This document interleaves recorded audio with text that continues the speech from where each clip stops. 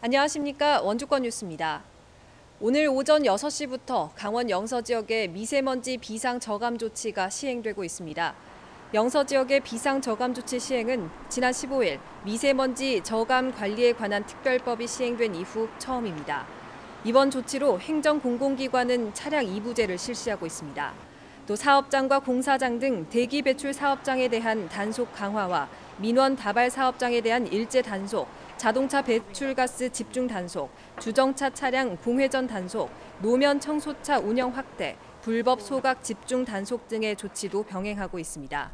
비상 저감 조치는 당일 오전 0시부터 오후 4시까지 미세먼지 평균 농도가 세제곱미터당 50 마이크로그램을 초과하고 다음 날도 50 마이크로그램을 초과할 것으로 예상될 때 발령합니다.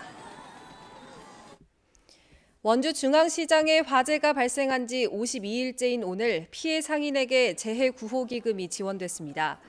원주시는 화재로 점포가 타버린 상인 22명에게 200만 원씩 4,400만 원의 재해 구호 기금을 지원하고 오는 26일에는 생활 안정자금 5,800여만 원을 피해 정도에 따라 지급합니다. 오는 28일부터는 중앙시장 가동 옥상에 몽골 천막 23개를 동원해 피해 상인들을 위한 임시 점포가 운영됩니다. 원주시는 전통시장 화재 피해를 입은 다른 지자체와는 달리 피해 지원에 늑장 대응했다는 비판을 받아왔습니다. 전국 가축시장 폐쇄 조치가 해제됨에 따라 횡성과 춘천 등 도내 3개 우시장이 오늘 재개장했습니다. 횡성 가축 경매시장에는 송아지와 암소 등 103마리가 출품돼 숫송아지가 평균 324만 원, 암소는 402만 원에 거래됐습니다. 구제역 발생으로 한 달 만에 가축시장이 재개되면서 많은 축산인이 몰려 뜨거운 경매 열기를 보였습니다. 홍천과 양양은 24일, 원주와 삼척 가축시장은 오는 27일에 재개장합니다. 혁신도시로 이전한 공공기관들이 한자리에 모여 강원도와 원주 지역 발전 계획을 논의했습니다. 강원도와 원주시 13개 공공기관 관계자들은 오늘 한국관광공사 대회의실에 모여 각 기관이 수립한 지역 발전 계획을 청취하고 이와 관련한 협력사업 발굴과 추진 방향을 논의했습니다. 혁신도시 조성 및 발전에 관한 특별법에 따르면 이전 공공기관은 지자체와 협의해 매년 지역 발전 계획을 수립해 시행해야 합니다. 각 기관은 이달 말까지 2019년 지역 발전 계획을 국토교통부에 제출하게 됩니다. 강원도형 혁신학교인 행복 더하기 학교가 올해 유치원과 특수학교로도 확대됩니다.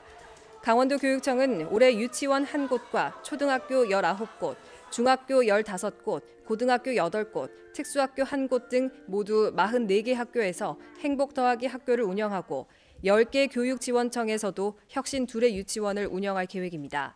행복 더하기 학교는 교육과정과 수업, 평가 등에서 학교 혁신을 추진하는 곳으로 올해 대상 학교가 축소되는 대신 일반 학교에 학교 혁신 문화를 전파하는 역할이 강화될 예정입니다.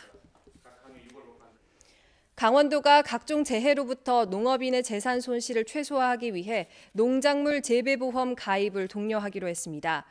이에 따라 올해 29억 원을 지원해 작물별 가입 시기에 따라 홍보를 강화해 보험 가입을 높이기로 했습니다. 현재 강원도의 농작물 재배보험 가입률은 22%로 전국 평균인 30%에도 못 미치고 있습니다. 강원도는 보험 대상 품목이 올해부터 62개로 늘고 농업인 자부담률도 15%로 줄었다며 보험 가입을 유도하고 있습니다. 오늘 오전 11시 30분쯤 원주시 일산동에서 1톤 푸드트럭에 불이 나 10분 만에 꺼졌습니다. 트럭 위에 있던 상인이 대피해 인명피해는 없었지만 트럭 적재함과 조리기구 등이 불에 타 소방서 추산 600여만 원의 재산 피해가 났습니다.